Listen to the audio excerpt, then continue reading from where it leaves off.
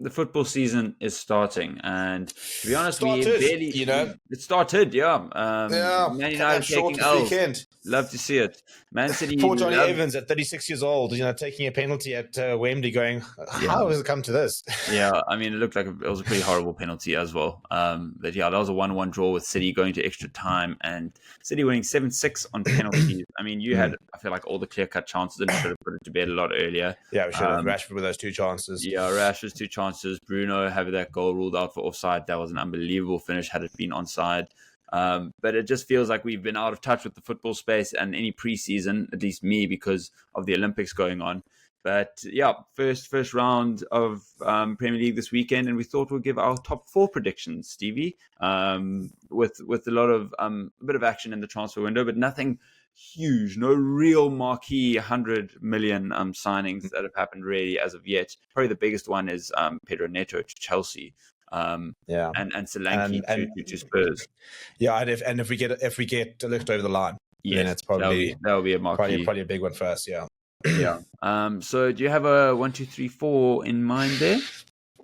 Well, interesting news. Manchester City's hearing for those 115 charges begin in September, and a verdict expected early 2025, which makes it seem that will be coming. Actually.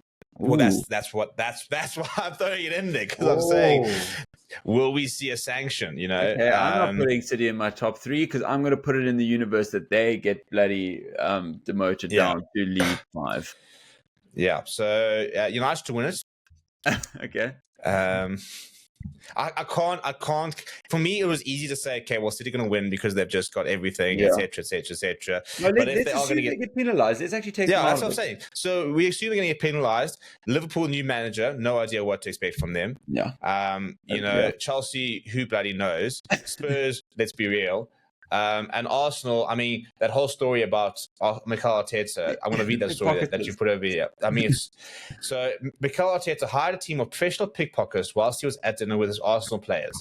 Apparently, this was part of his strategy. The pickpockets went around tables, pinching phones, wallets, important things. At the end of the meal, Arteta asked players to empty their pockets with several missing key items. This was to teach the squad the importance of being alert and prepared at all times, always ready to react. Or just give them anxiety. What is this guy? And the dumbest, he's always got these the dumb. I mean, you watch some of his changing things, and you're like, who is this guy? Like I somehow still don't have faith in Arteta. No, neither do I. I have no reason to, because he's actually done really well. Like, he's done incredibly well on the field. Yeah. But I look at him, I'm just like, guy, you're not him. Like, just and you. It's like, did you see that video of there's a Bernie documentary? I mean, they're not making Bernie documentary. This is where we are in the world. But of Vincent Kompany losing his shit and shouting at, I think it was at Goodmanson, and like, he got relegated. I mean, how that guy's flipped the Bayern job. But I mean, I look at him, I'm thinking, dude, you fuck 1-0 as a manager. You came third, I think it was, in the Belgian league, and now you're like berating like these Bernie players who, they won the championship, but this is Bernie, dude. Like, so I can't get that thing with going back to top 4. I'm going to go City gets sanctioned, United finish first. Okay. Arsenal perennial second places. Okay.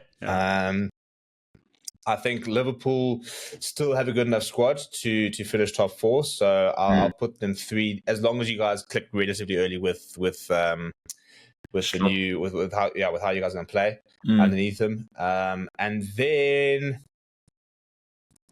Chelsea's such a lottery, isn't it? A bit like Newcastle. I think Spurs actually are going to have a good season. I think they're settled. And I think they're settled now under Big Ange. I'm the same. I'm going to flop. I'm going to switch. I'm going to just put Liverpool at top because I have to. And I'm going to put Arsenal 2. I think it's actually going to be 3 Spurs, 4 United, Chelsea just missing out. But Chelsea, I wouldn't be surprised if they also go on a run. They just, as you are, need to get that centre forward sorted. And I believe Victor Osimhen is looking for a club. So, I mean, you got to go break the bank for him, but that could be a pretty insane signing. You just looked at the balls that Bruno Fernandes putting in the Carabao Cup, and just no one. No, we've got Xerxes. Don't you stress. Okay. But yeah, and the dark horse we haven't mentioned, obviously Newcastle and Aston Villa. I mean, Aston Villa quality.